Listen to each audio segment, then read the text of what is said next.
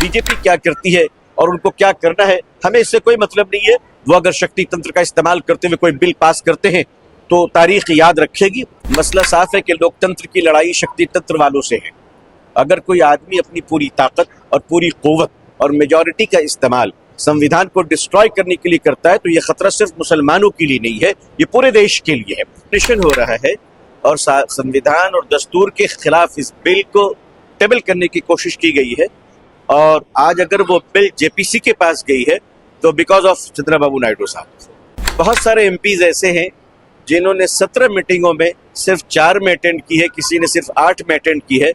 तो ये हमें जानना पड़ेगा कि इन्हें बड़ी जिम्मेदारियों के साथ, बड़े खर्च के साथ वहाँ भेजा जाता है और वो कौम के, मुल्क के, नेशन के, कंट्री के, संविधान के, दस्तूर के हमारे साथ एग्री नहीं होते तो हमसे नहीं मिलते। तो हमारी जो मुलाकात हमसे हुई और हमें उन्होंने वक्त दिया, ये बहुत पॉजिटिव है और हम इसे पॉजिटिव लेते हैं और हम उनके शुक्रगुजार हैं honourable chief minister Chandrababu Naidu साहब और उनकी पूरी टीम के कि उन्होंने मुस्लिम फसल्ला बोर्ड को वक्त दिया। और हिंदुस्तान की बहुत सारी तंजीमें भी उस वक्त प्रेजेंट थी और जो 50 मिनट्स के डिस्कशंस हुए उसमें उनका रिएक्शन बहुत पॉजिटिव था, चूँकि हमने ये साफ साफ बताया कि ये डिस्क्रिमिनेशन हो रहा है और संविधान और दस्तूर के खिलाफ इस बिल को टेबल करने की कोशिश की गई है। और आज अगर वो बिल जेपीसी के पास गई है तो बिकॉज ऑफ चंद्रबाबू नायडू साहब। मैं नाम तो नहीं लूंगा लेकिन मैं ये देख रहा हूँ कि लिस्ट पर हमारी नज़र बनी हुई है।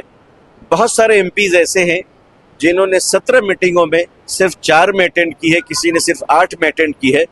तो ये हमें जानना पड़ेगा कि इन्हें बड़ी जिम्मेदारियों के साथ, बड़े खर्च के साथ वहाँ भेजा जाता है और वो कौम के, मुल्क के, नेशन के, कंट्री के, संविधान के, दस्तूर के रिप्रेजेंटेटिव होते हैं। उनका ये एब्सेंट क्यों हुआ, मैं समझता हूँ कि इसे पार्टी को भी देखना चाहिए और हमें और आपको भी देखना चाहिए।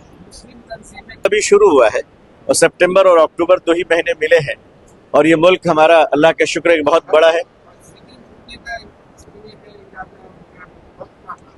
जी जी, हमारी कोशिश तमाम मुस्लिम तंजीमों की मदद से ये चल रही है कि गांव-गांव, देहात-देहात, करिया-करिया हम ये आवाज़ पहुंचा दें। तो जाहिर है कि हमारे लिए जो सोर्स है बातों को पहुंचाने की, वो मसाजिद है। तो आप सही कह रहे हैं कि बात उस हद तक अवाम में नहीं पहुंची है जिस हद तक पहुंचनी चाहिए। मुल्क बड़ा है, वसाइल कम है। नहीं, ऐसा नहीं, ऐसा कभी भी नहीं है इंशाअल्लाह।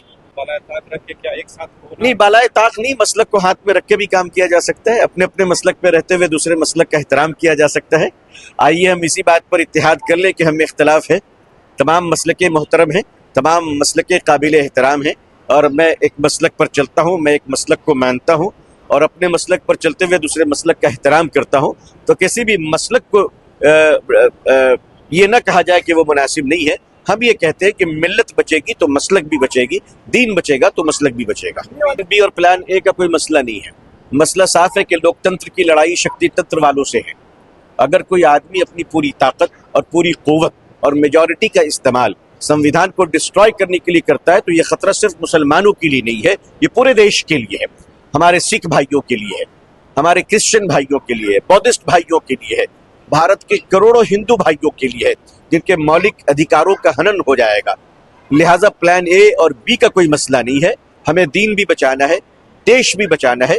बीजेपी क्या करती है और उनको क्या करना है, हमें इससे कोई मतलब नहीं है। वो अगर शक्ति तंत्र का इस्तेमाल करते हुए कोई बिल पास करते हैं तो तारीख याद रखेगी। लेकिन याद रखिएगा कि एक मुसलमान भी अगर जिंदा रहेगा तो वह अपने हक की आवाज के साथ जिंदा रहेगा, चाहे वो हमें मिले या न मिले। लेकिन इसका मतलब ये नहीं कि किसी वजह कर हम नाउम्मीद हो जाए और अपनी चीजों को अपने हाथ से तबाह कर दें।